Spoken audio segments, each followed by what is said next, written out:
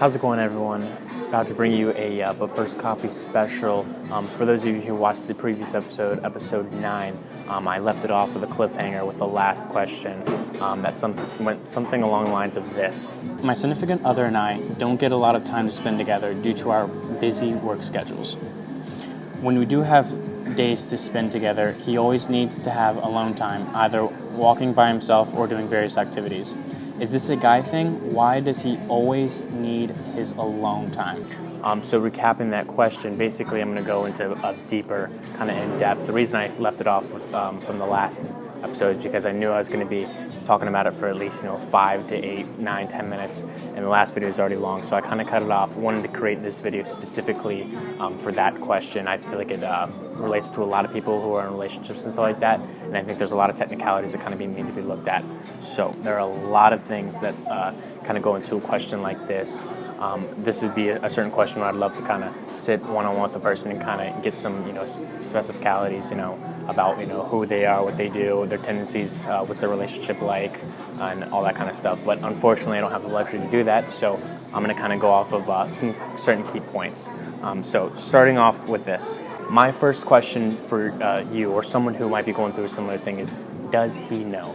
I feel like many times when we have situations with anybody we're in a relationship with, either be it an intimate relationship, business relationship, friendship, mother and daughter, mother and son, father and son, whatever it may be, I feel like sometimes people forget to communicate effectively. And I always tell people, one of the biggest things that kill all relationships is communication. If you don't have effective communication, nothing is going to work. And not only communication during the bad times, but also communication in the good times, which people tend to forget as well.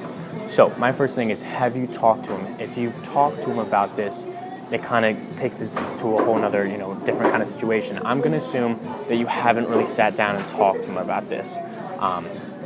My thing is, what I always tell people is, if you have a problem with me or there's something going on and I don't know about it, I can't do anything to help the situation at all. You have to be able to sit him down and explain to him, what the situation is and all that stuff like that. What are some things that you can do in order to, start the process of helping the situation? So like I said, going back to the first thing, does he know? Tell him. And basically, the way that you should go about telling him this is going to be very kind of tactical, and it's going to be a little specific. Obviously, as humans, we don't like to feel that we're being rejected in any kind of way. We don't like to feel like we're performing poorly or not living up to our standards of ourselves or someone else. So you never kind of want to go into a conversation like this in a blaming, pointing fingers, kind of way. You kind of want to go this into an open, welcoming approach. And this is how you're going to do it. I'm going to give you like a little example. Hey babe, can I ask you for a favor? First, let me start off by saying that I appreciate all that you do for me. You do this around the house, you do this. I'm just giving examples. And I was hoping we could take 1 or 2 nights out of the week and maybe do something fun and unique. And I think that'd be great for us because this, and that. So the part where you start with saying, first let me start by saying, that's a great time to kind of give him a compliment. Give him some kind of praise or appreciation, all right? By giving him that, he's going to more than likely open up to you and be more responsive to what you're saying, okay? Very important. After you go about explaining, all these things that you're appreciative of, the things that he does well, you're going to want to transition into, and I would really hope, or I'd really appreciate, or I would really love if we could start doing A, B, C, or D. You never want to kind of transition from saying, oh, you do this well, but this, and that. You never want to transition using, the word but. Reason is being because when you use the word but in any kind of sentence, it negates everything before then. So if you say, hey, you're a great listener, I really appreciate you doing this, but I think we should do this, it's going to completely shut him off, and it's going to negate everything you just said. So your transition should be something along the lines of, hey, I think, you're a great listener, you do this for me, we go out and do all these things, and I think it'd be really great if we could do A, B, and C, and I'd really love it if we could do this, and that. Taking the approach like that way is going to be huge when trying to convey the message to him. So keep those key ideas in mind. My second point is this. as humans, we all kind of need time to wind down and stuff like that. Is this just his time to himself that he needs to wind down? He's had a busy day at work. He's had a stressful week. He's been dealing with a lot of things, family, at home, at work, whatever it may be. Is this just his time to wind down and stuff like that? Have you already had time to wind down for yourself by the time that he maybe gets home for work, or maybe you don't work as much? And obviously these are just completely assumptions. I don't know.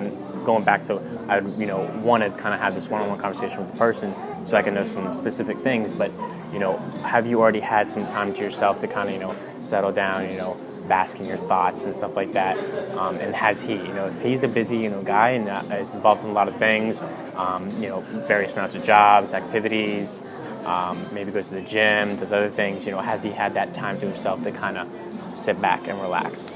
My second little point stemming off of that is maybe he's taking the time, to relax and go through his day-to-day things, so that he can give his 100% attention to you. I would venture to say it's probably not the case here, but it's kind of a little detail that I'm giving to the rest of the viewers out there to kind of grasp. I feel like for me personally, when I've had a long day and stressful day, there are times, when I've been with my significant other and I just want to, be with him, hang out with him, go do stuff, talk about it, stuff like that. And there's some other days where I'm super stressed and I just want to sit back and say, look, I just need a little bit of time to myself, so I can relax a little bit, kind of, switch from being into like a business or, going on the run mode to kind of a relaxation time, so I can make sure that the time we spend together is quality time. And that gets me to my next point. My next point is the difference between quality time and quantity time. And I think a lot of people get confused with this, especially after they've been in a relationship for a while. I feel like when we first get in a relationship, the time that we spend with anybody is always quality time, especially if there's great connection. I mean, anything that you can talk about, do, say, be around, places you go, it's always a great time because you're just completely devoted to that person and vice versa.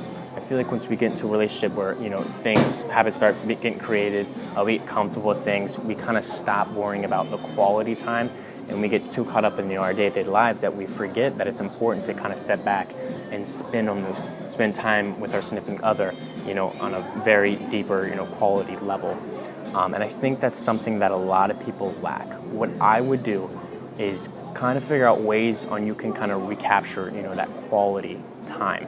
Some examples: you can go hiking, you can go to a new brewery, maybe go to a new concert that's in town or a new show or something like that nature.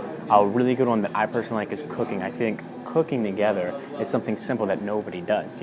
Everybody cooks within their home, either breakfast or dinner or whatever it may be. I think taking some time and maybe looking up a new recipe and cooking with your significant other is a great quality to spend together.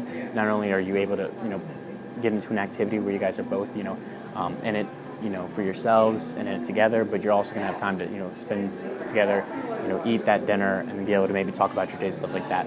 It's little things like that that people kind of don't pay attention to can go a long way. But I think quality time is really getting, one-on-one with that person and going and doing a special event or doing things that you used to do, going on dates. A lot of people don't go on dates anymore after they've been in a relationship in a while.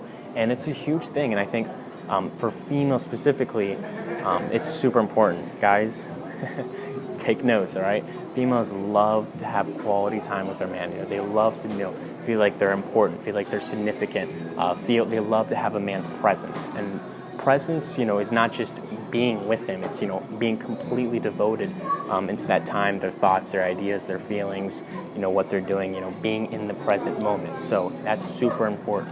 So wrapping this up, I hope you guys appreciated that question for today's video. Is it But First Coffee special? I love going deep into these kinds of questions like that. I'll be creating something different in the future for specific questions like that. It won't be YouTube related, it'll be a little bit different. That's soon to come, probably for the next month or two. But if you guys enjoyed this, please hit like at the bottom. If you guys haven't yet, please hit subscribe at the bottom so you can keep up to date with my videos. I'm posting videos 2 to 3 times a week. I appreciate you guys' questions, and I hope to see you guys in the next But First Coffee.